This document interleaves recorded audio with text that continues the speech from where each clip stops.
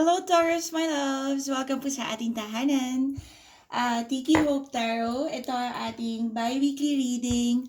So, para sa period ng for the next 2 weeks, so mid-November, I guess, 9th up until the 23rd of November. Okay? So, within the next 2 weeks, tingnan natin anong maaasahan natin. This is for Taurus. Makaka-resonate kayo rito if you have Taurus saan man sa inyong birth chart o di kaya you're dealing with a Taurus. Gamit natin angel answers. So, kung meron man kayong particular na question, ito maaari ang mga sagot.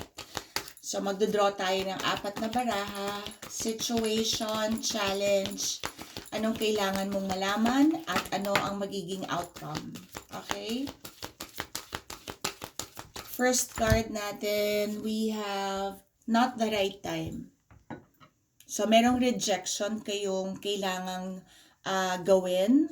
Siguro kayo ito saying no to someone. Hindi good opportunity, not the right time. Okay? O di kaya naman ito ang inyong person, baka kayo ito na will have to accept a rejection. Okay? So, hindi. It's a no. Definitely, don't go with it. Not for you. Hindi naman not for you, pero hindi lang siguro sa ngayon. At least for the next 2 weeks. Okay? Ang challenge, siguro feeling mo mag-isa ka. Siguro, pakiramdam mo, pinagtutulungan ka ng mga tao. Okay? O di kaya naman ang challenge, merong mga tao na bumubuyo. Okay? Merong mga tao na either, kasi nasa negative ito yung challenge siguro hindi sila nakakatulong. Magaling sila mag-usap-usap, ganyan. Pero ano man yung meeting or deliberation na nangyayari, walang nasosolve. Okay? So, I'm thinking, hindi maganda. Parang nagchichismisan lang yung mga tao. Okay? So, chismis will never help. Ano man ito, merong rejection. So, ano man yung usap-usapan rin, parang siguro ikaw rin ito na tama na. No? Tama na yung speculation nyo. Pandududa or chismis. Okay? Tama na.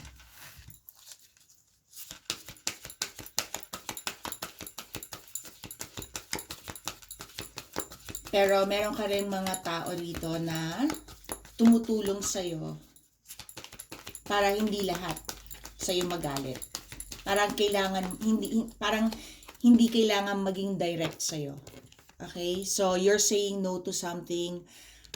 Ngayon, merong mga taong sumusuporta sa'yo sa pagsabi mo ng hindi or tama na. Kaya, ang daming tao nito. Mga anghel mo. This is God sending you your angels para matulungan ka in the 3D, ano man itong situation mo, difficult situation. Okay? What you need to know? What the stars need to know? In the near future. So, konting panahon na lang. Huwag mo na intayin. Okay? Kung ano rin ito, kung meron kayong rejection in the past, siguro ilang rejections ang pinagdaanan nyo, in the near future, try this time. Okay? Ano man yung rejection in the past, boom! Biglang open window. Kasi inilaw ni God. Kasi ito, this time, it's your time, Taurus. This time, kailangan mangyari ano man ito. Okay? Ano man itong minamanifest mo or project mo, proposal, offer, reward, recognition, acceptance, definitely yes. Okay? Pero soon. Soon. Okay? Definitely a yes card. So what was once a no, pretty soon, will be a yes. Hindi palagi na, para lang ano to, no? Life is touch and go. Minsan nasa taas ka, minsan nasa ibaba ka. We have look for a sign. Ikaw ito, you followed all the signs. Naging ano ka, parang particular ka with the rules, regulation, ano man ito, no? Kasi parang company, work, or family. Okay? Kasi maraming tao. Feeling ko merong deliberation, board meeting. Anyway, pretty soon, alam mo na ang sagot because you've been guided. Okay? Meron kang mga tao rito na maraming tao ang sumusuporta sa'yo. Sa pag-reject, ano man ito na nire-reject mo. Okay? So, pretty soon, or in the near future. Okay? So, within the next 2 weeks, 9th until 23rd. Okay? If you believe. So, be optimistic. Send good thoughts. Okay? Keep manifesting it. Parang wag kang susuko. Ano man ito na hindi ibig sabihin hindi forever. Yung hindi na to will be for a temporary period. Okay? Release. May mga tao rito na kailangan mong i-let go of. May separation, definitely. Na kailangan mong gawin. Kaya parang ito yung rejection. Ikaw rin ito na kailangan mo go within. Ano yung mga parang values mo right now. Ano yung mahalaga para sa'yo. Para mas maka-achieve, para makarating ka sa happiness mo, or abundance mo, or dream mo. Okay? Your goal.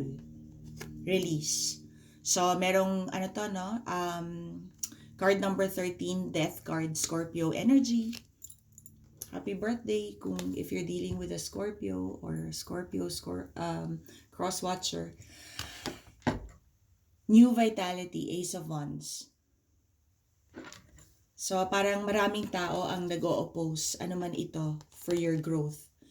Posible parang na-stuck ka siguro in a relationship, no? Ginang-apan ka, the whole family, parang siguro napamahal na rin sa'yo. Or hindi. Okay? Case to case yan, no? Kayo nang mag-confirm ng details dahil kwento nyo to. But anyhow, ang magandang pangyayari dito, i-end mo na itong sitwasyon na ito at meron kang panibagong pamilya or panibagong grupo, team, okay, na tutulong sa'yo sa proyekto mo, sa minamanifest mo, ano man ito. Okay? Merong dito, opportunity to work together. Okay? Pero not until, parang divine timing lang sa tingin ko ang nangyari in your situation. Hindi muna, sinabihan ka, hindi, para maprotektahan ka dahil itong mga taong ito, hindi nakakabuti para sa'yo. Okay? So, merong protection na nangyayari sa'yo. Take this as protection. At in-end na itong situation na ito, difficult situation, parang karmic lessons or karmic family siguro ito or karmic workplace. Okay? So, merong mga tao or bagong grupo, council, or ito ang inyong mga spirit guides working this out with you, for you. Okay? Yeah. Ito yung blessing. Biggest blessing na matatanggap mo. Okay? Unfortunately, whoever it is na you're dealing with, parang, mahuhuli sila. Parang they have to end. Paggagawa nila ng chismis, anumang plano, anumang pagtangka, okay, na hindi maganda para sa'yo, tatanggalin ni Lord yon. Okay? Tatanggalin ni God yon. At papaltan niya ng panibago. Okay? Matindi pala yung wish mo. Matindi pala yung pinagdasal mo. Holy. Kaya ito na. So, matagal na proseso nangyari ito, I would say. And somehow, finally, within, mid-November, meron tayong rito, message or meron na tayong sign na it's a yes. Okay? What you need to know, Taurus? Yeah, see? Coming together. Simply love. In the near future, may partnership, union, reunion, reconciliation, forgiveness, forgiving and learning. Okay? Merong mag-ama rito, so baka you're dealing with a single parent, no? Meron na siguro silang child from a different relationship. Tapos siguro magbe-blend yung families nyo. Kasi kababata. Yung iba sa inyo, kababata nyo to, no? Or ito talaga yung love of your life. Ito talaga ang inyong soulmate, twin flame. Okay? You're number 8. No? Kasi 6 plus 2 eh. Infinity and beyond. You're forever. Okay? Is someone from the past also. Hindi ibig sabihin itong past na to, siguro ito yung talagang original twin flame nyo. Okay? Hindi ito. Fake sila. Okay? Fake sila. So, ang outcome natin dito is to love. No? Focus ka lang sa values mo, priorities mo. Kung kailangan mong humindi or hindian ang mga tao, okay lang yon. Kung ikaw ang hinindian, okay lang yon. Protection mo pa rin yon. Okay? Ibig sabihin, hindi para sa'yo or makakasama lang sa'yo. And we have here a new window for you. Naging opportunity ito or pathway. Parang kinailangan mong dumaan rito para mag-usher yung panibagong relationship mo with your new family or your new twin flame, soulmate, soul crew, soul tribe. Okay? Yeah, because Taurus, divine feminine, this is you. No? And you just want your daddy. In the near future, daddy is here. Okay? Daddy and little boy will be here.